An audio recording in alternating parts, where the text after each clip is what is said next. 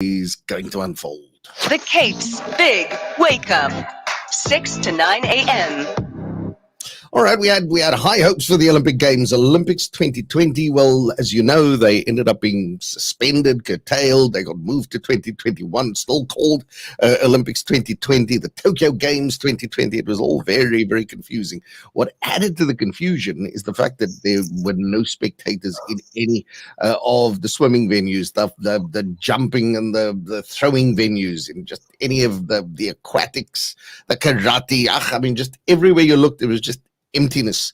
Other than a handful of sort of teammates and so on, it was almost like a surreal experience. Somebody who was there, who's fresh back from the Tokyo Games, well-known Cape Town sports photographer Roger Sedres, is joining us not only on air but also live on the socials this morning. How's it, Roger?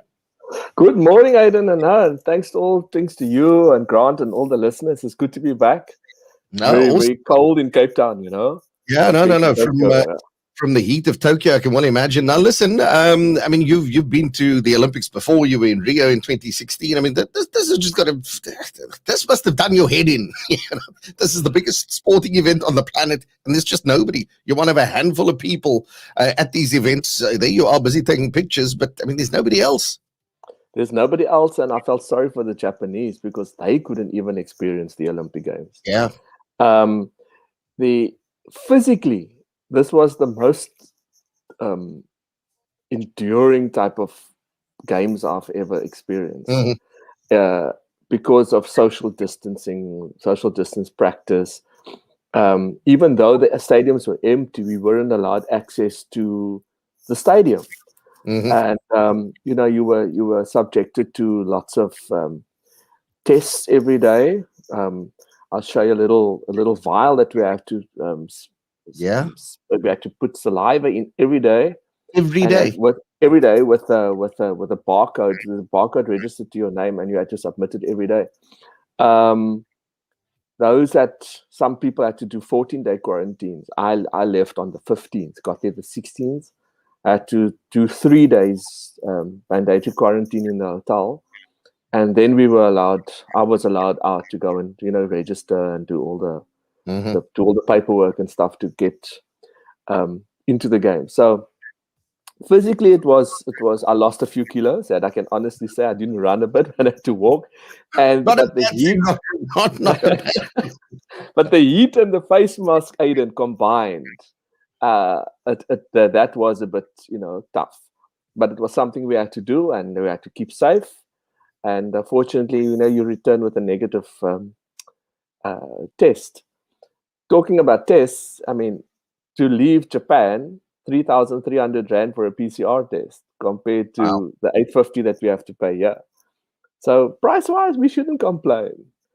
No, for sure. And listen, just talk to me about the athletes. I mean, what are they?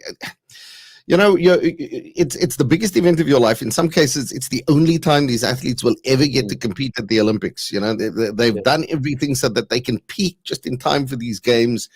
And you often see, I think of long jump, for instance, how the long jumpers get the crowd involved and they're going to clap in rhythm. And you can actually see performances improve because of the energy in the venue. There was obviously none of that. I'm not sure which events you were involved in shooting, but I mean, obviously those performers, I call them that because that's what they are on the world stage. They lack that critical motivation. Correct, Aidan. It was sort of surreal. Especially, I felt really sorry for Rashval and for Cheswell Johnson. I mean, Rash loves the crowd. Yeah. Getting motivated. Unfortunately, I think all the training, they did the training even through lockdown, and I just think at the end of the day, if you didn't perform, you didn't perform. And he wasn't the only one. There were quite a few, not just South Africans, but from a lot of, you've got a whole new bunch of gold medalists from other countries that you've never heard of. If you look at Canada did very well at the Olympics. Even New Zealand, but we'll try. But I'm sure we've got Birmingham next year to type of redeem ourselves at the Commonwealth Games. Commonwealth Games, yeah. Yeah. All right. Which events did you shoot, and what stands out for you? Man, I did some judo. Of the first, Okay. we had some judo, and then of course Emmanuel Macron arrived as well. So everybody came to a standstill because the president of France arrived, because he came Yeah. to watch one match.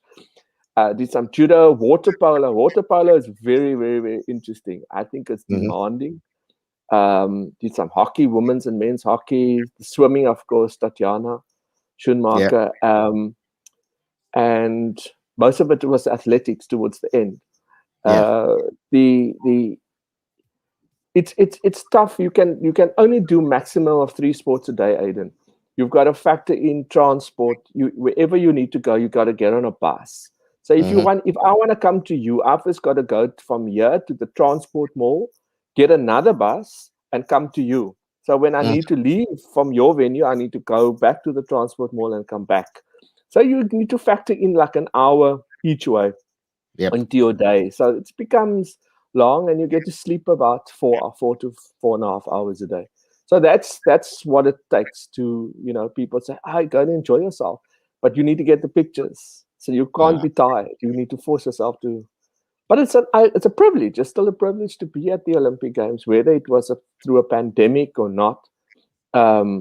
Photographing our athletes, it's still a privilege. Being there is still a privilege.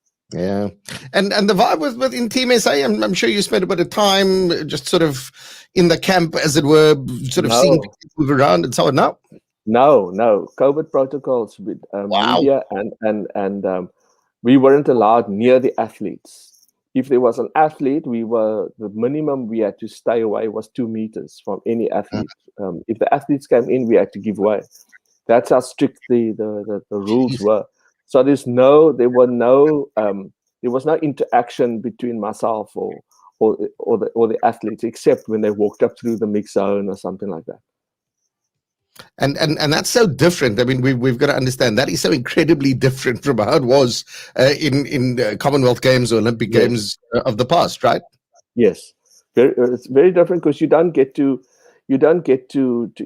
interact, even Sometimes, one has got to think, I'm old enough to be their dad. So they to give them, that's reality. Yeah. But, just to motivate somebody and say, guys, tomorrow, just do your best, because there's nobody else to talk to them except the officials. So that's my kind of take on it. It is what it is. We've just got to deal with it. And Tatiana might just helped us out with a few medals, and Bianca Buitendag. The surfing was again far off. So, just to get to the surfing, it was like, I've never shot surfing anyway. But it was still a privilege, Aiden, to see Alison Felix, in her last games and still win a medal. That's phenomenal. 5 Olympic Games and still win a medal. That's phenomenal. But I think we've got high hopes I've got high hopes for our athletes for next year. I think it was just, we couldn't shoot, and there were no sports to shoot.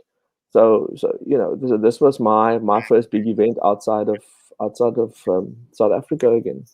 Yeah, for a long, long time. Well, I'll tell you what, we're busy looking at some of your pictures on our live social media feed. They are absolutely incredible. Roger, thank you very much for sharing your time, your insights, and your talents with us. And hope you can have yourself a top-class weekend, sir.